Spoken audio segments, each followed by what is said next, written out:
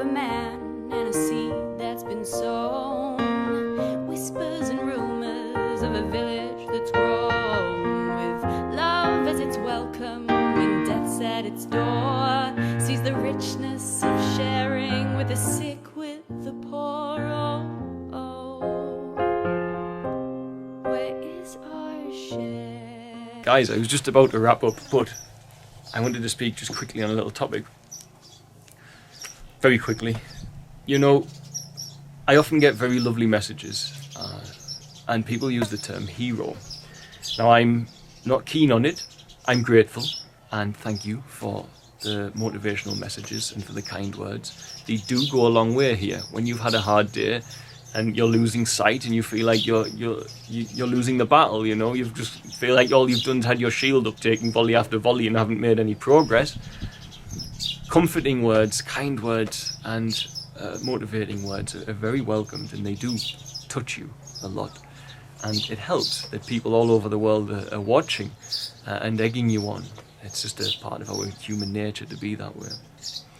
And I say this because I try to be a humble man. Now, humility is a difficult thing to acquire, because once you realise you are humble, you've lost it. This is the problem with humility. Once you accept, yeah, I'm a humble person, that's it, it's gone. So humility is a tricky thing to chase. It's a tricky thing to acquire. But I find humility in knowing that I couldn't do this without all of you guys. It immediately makes me humble. I can't do this without God calling me here. It immediately makes me humble. I have no delusions that this place would happen just by me, or has happened by me. It hasn't. It's happened as a collective effort with you guys and God and the effort of the team here as well. And now my wonderful fiancée as well. And my trustees in England and so on and so forth. There's a huge list of people. So when I get called a hero, I'm honoured that people view me that way. But I also... My dogs are barking a lot. I don't know why.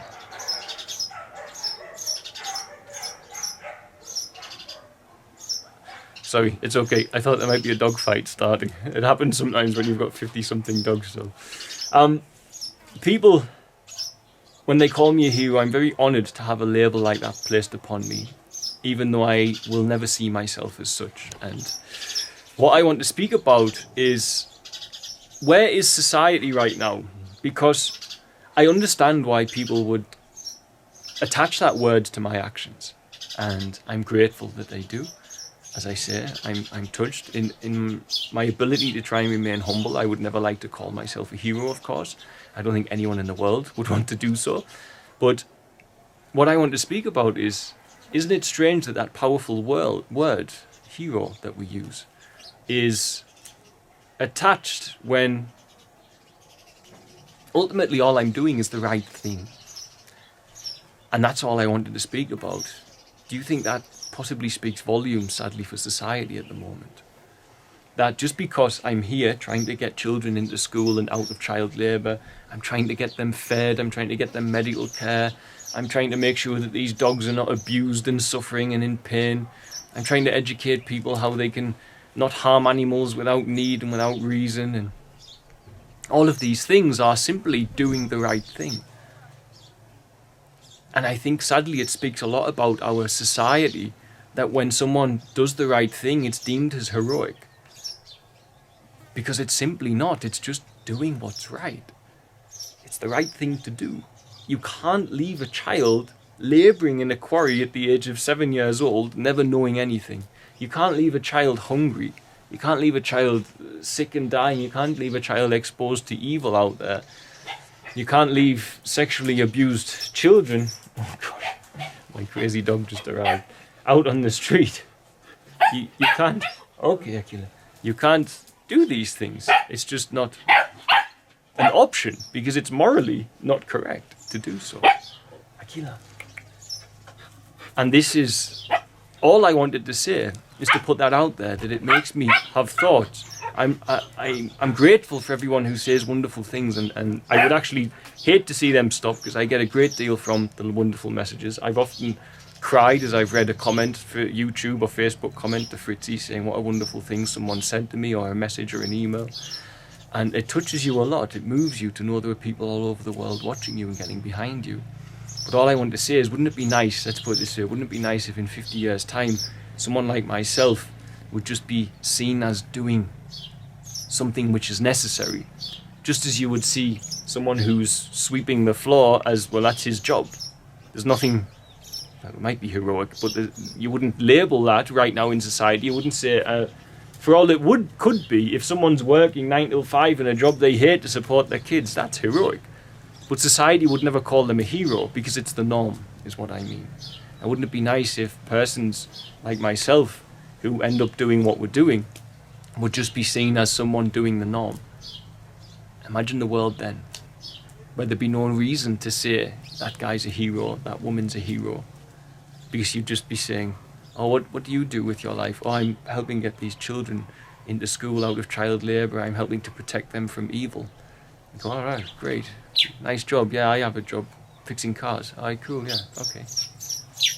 No difference. You see what I mean? Just to have it as a profession, not as something profound and unusual.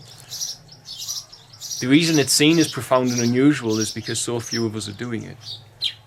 But I hope that persons like myself and others on the planet who are doing what we're doing now will be able to show that there is a form of activism for the upcoming generations, and that activism doesn't need to look like heroism. It doesn't need to be heroism.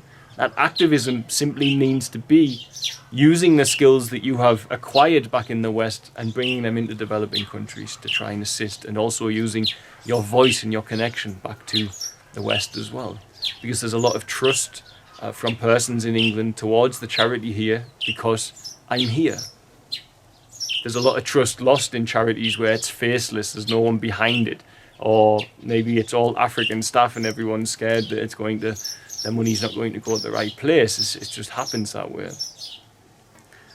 But wouldn't it be nice if this generation seen it as a route, an avenue, a profession to take? You won't get paid well for it, you won't get much for it, you'll never be able to build your own house and so on and so forth, or get a good pension from it. But at least when you go to bed at night, even if you end up homeless in your 50s, you'll be able to look back with a big smile on your face and say, oh, I did something okay, I think. I helped the best I could. And I think that's what I'm trying to say. Wouldn't it be nice if we didn't see it as heroism, if we just saw it as a profession, because it's the right thing to do, and it's something that needs doing. Just as we need people working in shops, we need people driving cars and lorries and buses.